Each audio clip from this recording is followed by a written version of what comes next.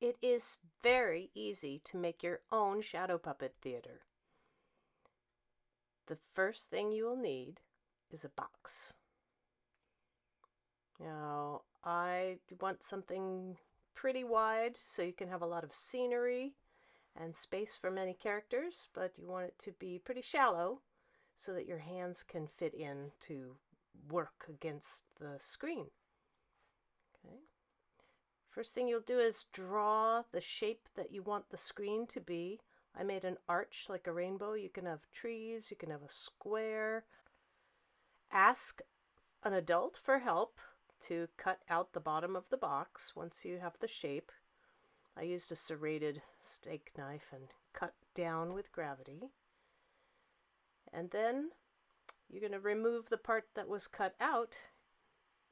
You can save that and make some shadow puppets out of it later. But the part that you'll use for the theater is this part. I left a tree in mine that will make a shadow. Then we're going to get white paper, as big a piece of white paper as you can, because it needs to not only cover the hole that you just cut, but go all the way around the edges. We want to pull it really tight. So first, with a piece of tape, I'm going to secure this long side and make a seam along the bottom corner of the box. And then when I come to the other side, I have my tape ready.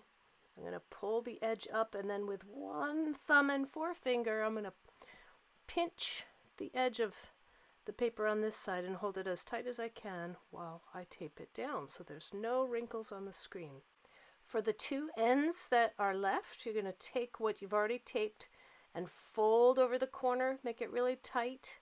Use your fingers to feel where the bottom edge of the box is, and you're going to crease an angle here. Maybe get an adult or a big person that knows how to wrap presents. And do the same thing on this side, so you make two kind of triangle shapes.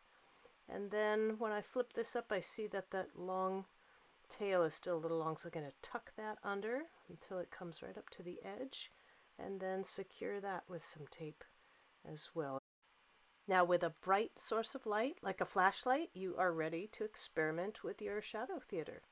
You see mine has some slots here in the bottom where light's coming through. That's fine. I'll just patch those up later.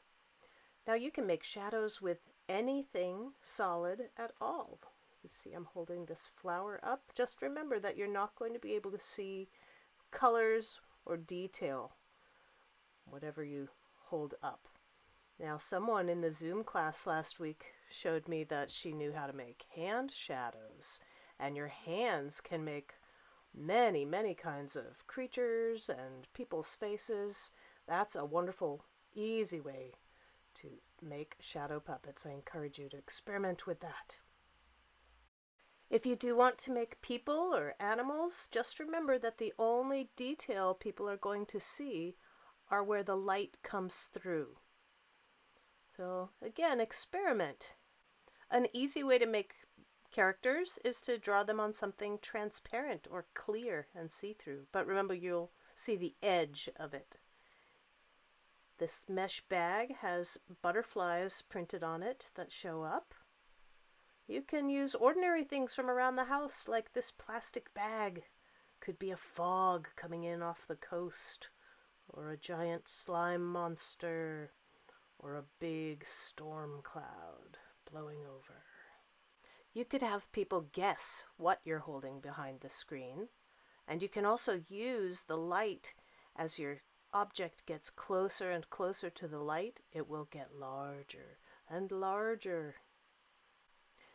Another time I'll show you how you can make your own cutout puppet characters. But in the meantime, you should experiment with things and see what kinds of shadows they can make. And when you do, send me a picture of your work. I would love to see it. Bye!